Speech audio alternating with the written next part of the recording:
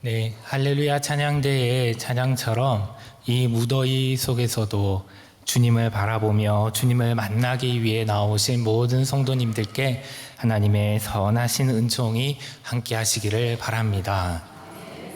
오늘 함께 나눌 말씀의 제목은 우리는 낙심하지 않습니다 입니다.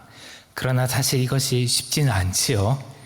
인생을 살아가면서 단 한 번도 낙심해보지 않은 사람이 있을까요? 낙심이라는 이 말은 떨어질 낙자와 마음심이 합쳐져서 이루어진 한자어입니다. 국어사전에서는 바라던 일이 이루어지지 아니하여서 마음이 상하는 것이다 라고 그렇게 정의하고 있습니다. 예를 들면 어떤 학생이 들어가고 싶은 학교나 직장이 있어서 열심히 준비하여 시험을 치루었는데 떨어지게 되면 낙심하게 되지요. 이것을 우리가 낙심한다라고 하는데요. 그런데 이 낙심이 커서 단순히 마음이 조금 상하는 그런 정도가 아니라 매우 깊은 낙심에 빠지게 되면 낙심이라는 한자 그대로 마음이 쿵 하고 떨어지게 됩니다. 그래서 다시 어떤 일에 도전할 용기를 잃거나 심지어는 삶을 계속해서 살아갈 마음을 잃게 됩니다. 그래서 낙심은 삶의 기쁨과 보람과 의미를 빼앗아 갈 뿐만이 아니라 심각하면 자살로도 이어질 수 있는 결코 가볍게 여겨서는 안 되는 마음의 질병입니다. 그 예를 영국의 유명한 극작가 셰익스피어의 비극 로미오와 줄리엣의 슬픈 이야기에서 찾을 수 있습니다. 잘 아시듯이 로미오와 줄리엣은 서로를 열렬히 사랑하였지만은 서로 반목하는 집안의 반대로 인하여서 차례로 목숨을 끊고 말았지요. 성경에도 보면 낙심에 빠진 사람들이 또한 나옵니다. 대표적으로 열왕기상 19장의 엘리야 선지자를 들 수가 있습니다. 이 또한 잘 아시는 것처럼 바로 앞장인 열왕기상 18장에서 엘리야는 갈멜산에서 바알과 아세라 선지자 850명과 대결하여서 승리를 거두는 위대한 일을 이룹니다. 또한 당시 이 이스라엘에는 3년 동안 비가 내리지 않는 가뭄이 있었는데요. 엘리야가 하나님께 기도하여서 그 가뭄을 끝내고 비가 쏟아지는 놀라운 역사가 일어났습니다.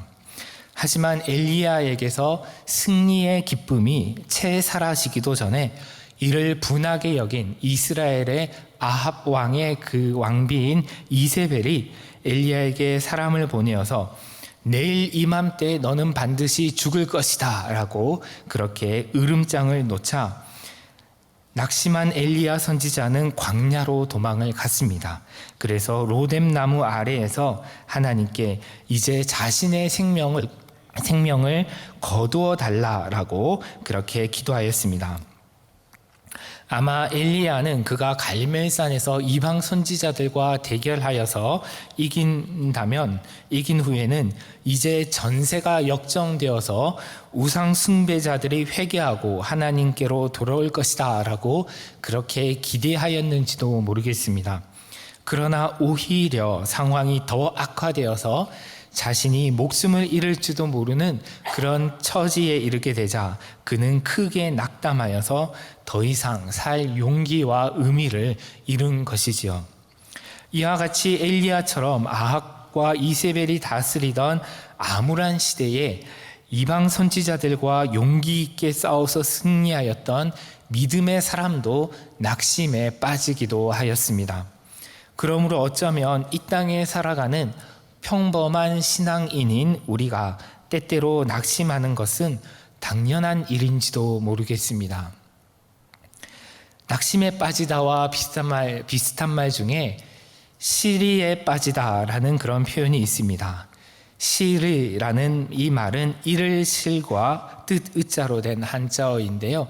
뜻이나 의지 또는 의욕을 잃는다라는 뜻입니다.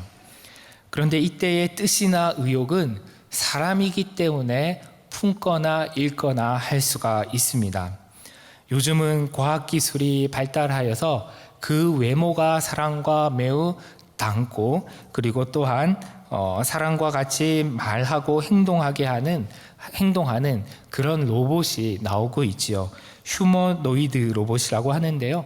최근에는 그 휴머노이드 로봇에 AI, 인공지능을 탑재하여서 사람과 굉장히 유사하게 만들어가고 있는 중입니다. 그러나 그러한 로봇은 기계일 뿐입니다. 그래서 스스로 어떤 뜻, 선한 뜻이나 악한 뜻을 품거나 의욕을 가질 수는 없습니다. 욕망을 가질 수는 없습니다. 다만 그들은 그들에게 프로그래밍된 그 목표에 따라 움직일 뿐이죠. 다시 말해서 우리가 어떤 뜻을 품거나 의욕을 잃는 것은 우리가 로봇이 아니라 사람이기 때문에 일어나는 일입니다. 그러므로 우리는 때때로 감기처럼 찾아오는 낙심이나 실의를 자연스럽게 받아들이되 그것들이 나의 마음과 생각에 뿌리를 내려서 나의 삶을 지배하지 않도록 자신을 잘 다스리는 것이 필요합니다. 다시 말해서 잠시 낙심할 수는 있지만은 그 낙심에 자신의 마음을 송두리째 내어주지 않도록 해야 합니다. 그러면 우리는 어떻게 하면 낙심이나 시리가 찾아와도 거기에 빠져들지 않고 벗어날 수가 있을까요? 먼저 앞서 말씀드렸던 엘리야의 경우를 말씀드리면 엘리야는 기도 가운데서 하나님께 자신의 심정을 솔직하게 토로함으로써 하나님께서 주시는 새로운 힘과 사명을 얻었습니다. 그는 호렙으로 가서 동굴 가운데 들어가서 하나님과 자신의 어두운 내면을 직면하였지요. 이에 대해서는 제가 몇 년 전에 이미 한번 말씀을 나눈 적이 있습니다. 아마 기억하시는 분은 거의 없겠지만은 제가 2019년 4월 7일에 주일 찬양 예배 때 내가 어찌하여 여기 있느냐라는 제목으로 말씀을 나눈 바가 있는데요. 제가 영락교회에 와서 이 강단에서 처음 설교를 한 날이어서 제가 잘 기억을 하고 있습니다. 그래서 이미 말씀을 드렸기 때문에 오늘은 엘리야는 이 정도만 언급하고 오늘 본문에 나오는 주인공 사도 바울의 경우에 주목하여 보고자 합니다. 오늘 성경을 봉독할 때에 고린도후서 4장 1절부터 18절까지 좀 길게 읽었는데요. 이 부분에는 낙심이라는 단어가 3번이나 나옵니다. 구체적으로 1절과 8절과 16절에 모두 우리가 낙심하지 아니한다 라는 표현이 나옵니다. 오늘 설교 제목이 여기에서 나왔습니다. 그중 먼저 4장 1절을 다시 함께 읽어보도록 하겠습니다. 그러므로 우리가 이 직분을 받아 긍휼하심을 입은 대로 낙심하지 아니하고. 그런데 이것만 봐서는 문장의 뜻을 정확하게 이해하기가 어렵습니다. 그래서 이것을 현대어로 옮긴 새번역 성경을 참조하면 거기서는 이렇게 번역을 하고 있습니다. 그러므로 우리는 하나님의 자비를 힘입어서 이 직분을 맡고 있으니 낙심하지 않습니다. 어떻습니까? 의미가 좀 더 분명하지 않습니까? 여기서 우리는 사도 바울과 그와 함께 복음을 전하던 동역자들을 말합니다. 그들은 그리스도 예수의 사도로, 복음 전파자로, 그리고 우리가 흔히 사용하는 용어로는 선교사로 부름을 받아서 그 직분을 감당하고 있었습니다.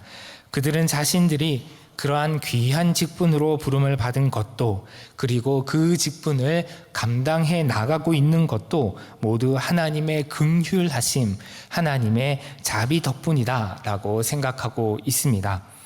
다시 말해서 바울은 잘 아시듯이 디모데후서 2장 15절에서 고백한 것처럼 자신은 죄인들 중에 괴수, 우두머리인데 이렇게 예수 그리스도의 사도로 부름받아서 지금 이렇게 이 직분을 감당하고 있는 것은 모두 자신의 힘과 능력이 아니라 하나님의 자비의 힘 덕분이다 라고 고백하고 있습니다. 그렇기 때문에 그는 낙심하지 않는다라고 말하고 있습니다. 사실 인간적인 관점에서 말한다면 바울은 낙심하기에 충분한 환경과 조건 속에서 사역을 하고 있었습니다. 먼저 오늘 본문 2절을 참조하며 말하면 바울은 다른 이들로부터 비난을 받고 있었던 것으로 보입니다. 아마도 그 내용은 바울은 말은 번드르르하게 하나 남들의 눈이 미치지 않는 곳에서는 부끄러운 일을 행하는 자이다. 또는 바울은 속임수로 강교하게 행한다. 또는 바울이 전하는 메시지는 하나님의 말씀을 혼잡하게 하고 왜곡한다라는 등의 내용이었을 것입니다. 그래서 바울은 2절, 3절, 4절, 5절에서 이러한 비난에 맞서서 자신과 자신의 동력자들을 스스로 변호하고 있습니다. 그는 자신들이 스스로를 전파하는 것이 아니라 오직 그리스도 예수의 주 되신 것과 또한 예수를 위하여 자신들이 그들의 고린도 교회 교인들의 종이 된 것을 전파하는 것이다 라고 주장합니다. 만약 여러분께서 이 바울과 같은 상황에 놓여 있으시다면 여러분의 마음이 어떠하실 것 같습니까? 아마 저라고 한다면 매우 화가 나거나 낙심이 될 것 같습니다. 나는 그리스도의 일꾼이 되어 복음을 전하기 위해 나의 모든 것을 내려놓고 생명도 아끼지 않고 힘을 다하여 헌신하고 있는데 돌아오는 것은 얼토당토 않는 오해와 비난이기 때문입니다. 그런데 이것만이 아니었습니다. 8절과 9절을 보면 바울과 그 동력자들에게는 낙심을 100번, 1000번 해도 전혀 이상하지 않을 고난과 답답한 일들이 참으로 많았습니다. 8절과 9절 말씀을 우리가 함께 다시 읽어보겠습니다. 우리가 사방으로 우겨쌈을 당하여도 쌓이지 아니하며 답답한 일을 당하여도 낙심하지 아니하며 박해를 받아도 버림받지 아니하며 거꾸로 뜨림을 당하여도 망하지 아니하고. 이처럼 바울은 사방에서 자신을 둘러싸고 죄어오는 것과 같은 그런 상황을 만났으며 답답한 일들을 당했고 박해를 받았으며 거꾸로 뜨림을 당하기도 하였습니다. 여기서 바울은 그러한 자신의 경험을 매우 간결하게 진술하고 있지만은 실제 그러한 일들은 바울이 사역하는 동안 오랫동안 지속이 되었고 매우 힘들고 고통스러웠을 것입니다. 상상해 보십시오.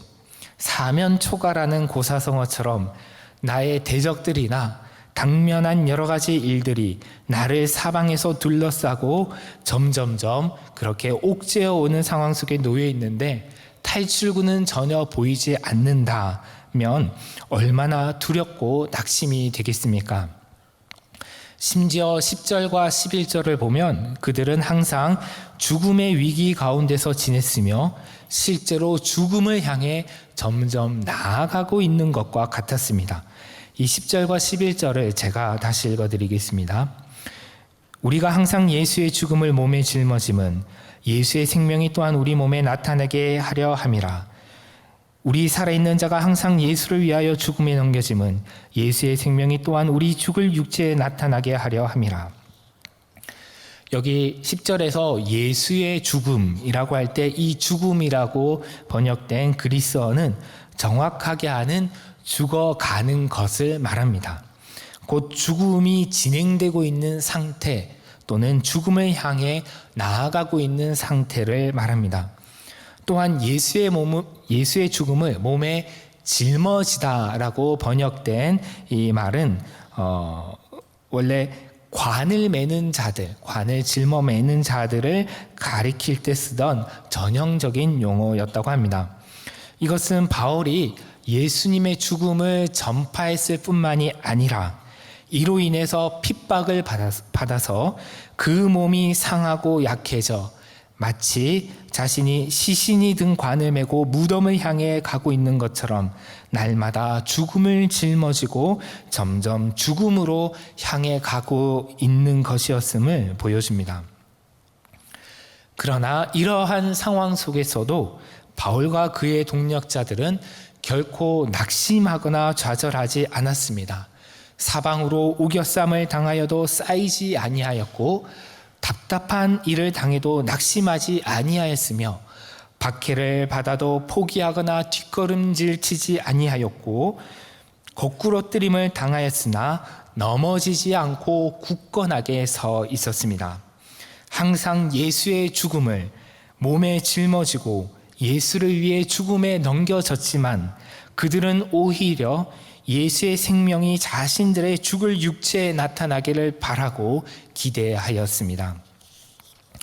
바울이 기대하는 것은 당장 하나님의 놀라운 역사로 인하여서 자신들에게 가해지는 그 핍박과 환난이 그치고 자신들이 죽음의 위기에서 벗어나는 것이 결코 아니었습니다.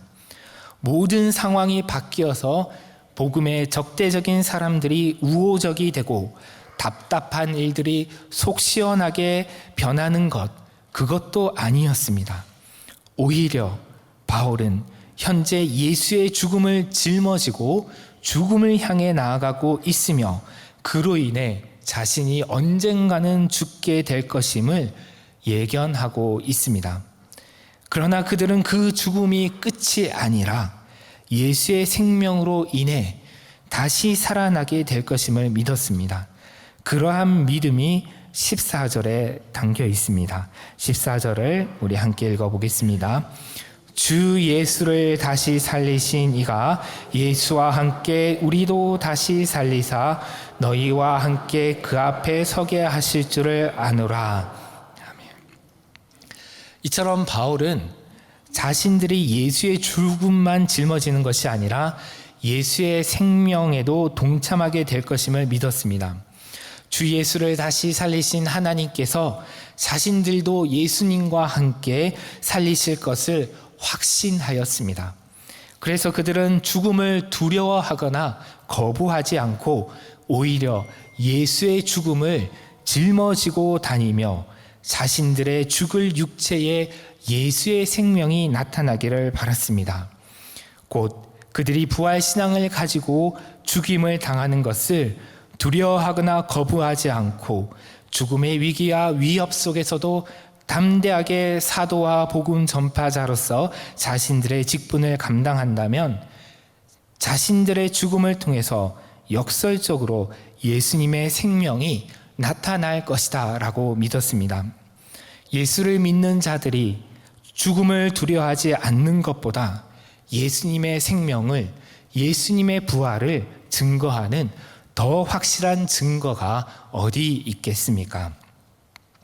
이것은 앞서 말씀드린 것처럼 낙심하여 삶의 의지나 의욕을 잃고 죽음을 바라는 것과는 정반대가 되는 태도입니다. 바울은 당장 이 땅에서 자신들의 삶은 박해로 인해 죽음으로 귀결된다고 할지라도 그것이 자신들의 삶과 사역이 실패하는 것을 의미하는 것이 아니라 오히려 궁극적인 승리, 곧 예수의 부활에 동참하는 길이 될 것임을 확신하였습니다. 그래서 그들은 당장 눈앞에 답답하고 절망스러운 상황에도 결코 낙심하지 않았습니다. 오히려 그들은 자신들의 몸은 핍박으로 인하여 상하고 쇠약해지며 세월로 인해 점점 노쇠해지지만 그 마음은 낙심하지 않고 날마다 새로워진다고 하였습니다. 그러한 고백이 16절 이하에 나타나 있는데요. 16절부터 18절까지를 우리가 다시 함께 읽어보겠습니다. 그러므로 우리가 낙심하지 아니하노니 우리의 겉사람은 낡아지나 우리의 속사람은 날로 새로워지도다. 우리가 잠시 받는 환난에 경한 것이 지극히 크고 영원한 영광에 중한 것을 우리에게 이루게 함이니 우리가 주목하는 것은 보이는 것이 아니요 보이지 않는 것이니 보이는 것은 잠깐이요 보이지 않는 것은 영원함이라. 우리가 낙심하지 아니하노니 우리의 겉사람은 낡아지나 우리의 속사람은 날로 새로워지도다. 정말 멋진 고백이지 않습니까?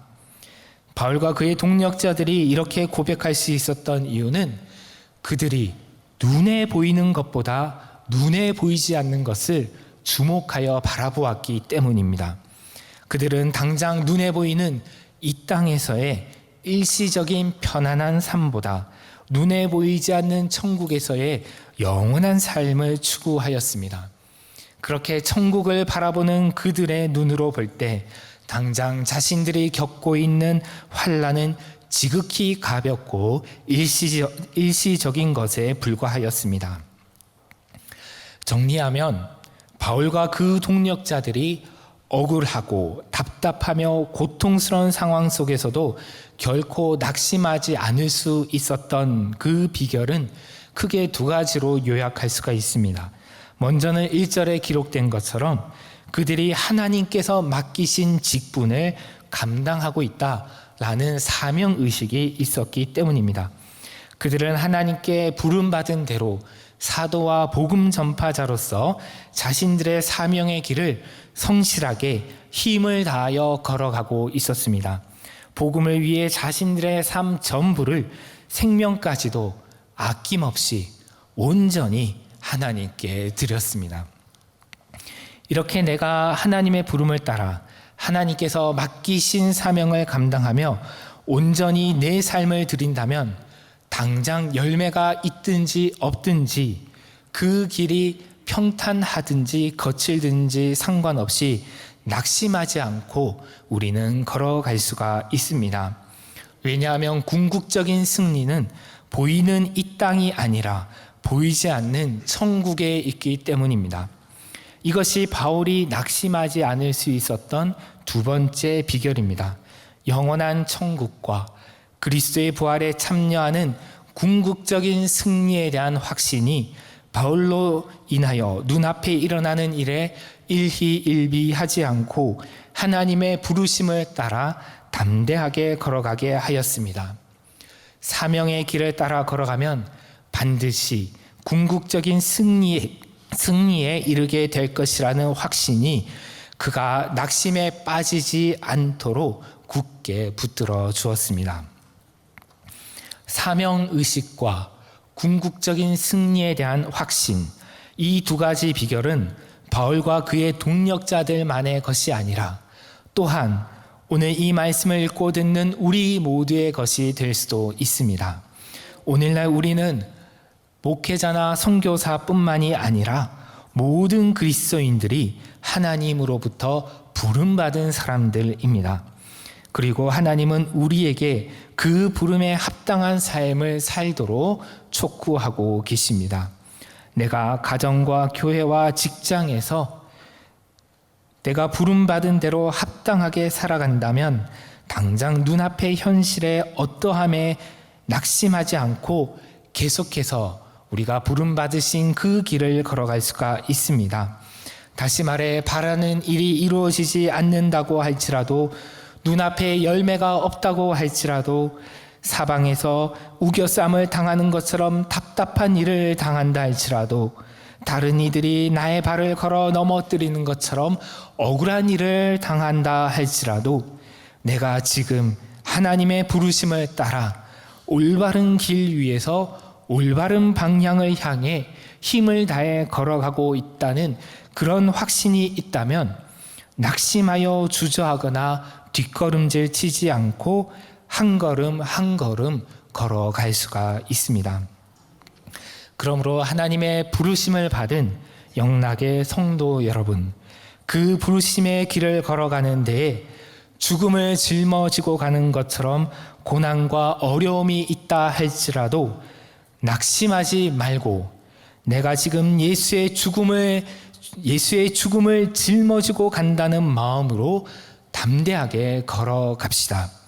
그리고 그러한 고난과 고생을 통해서 예수의 생명이 반드시 나의 죽을 몸에서 나타나게 될 것이라는 확신과 소망으로 인내하며 버팁시다.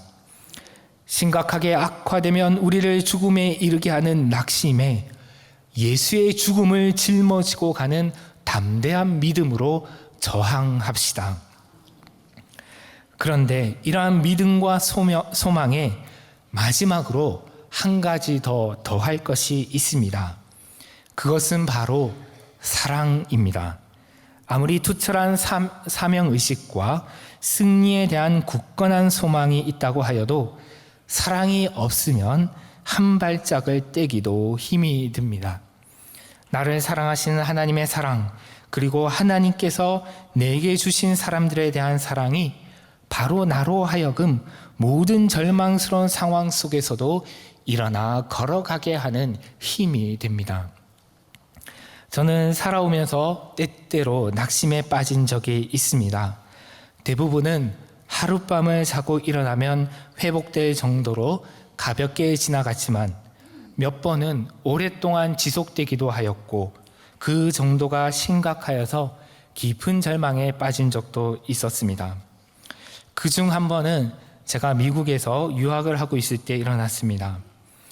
박사과정에서 종합시험을 준비하고 있을 때였는데 갑자기 한국에 계신 아버지께서 돌아가시고 말았습니다.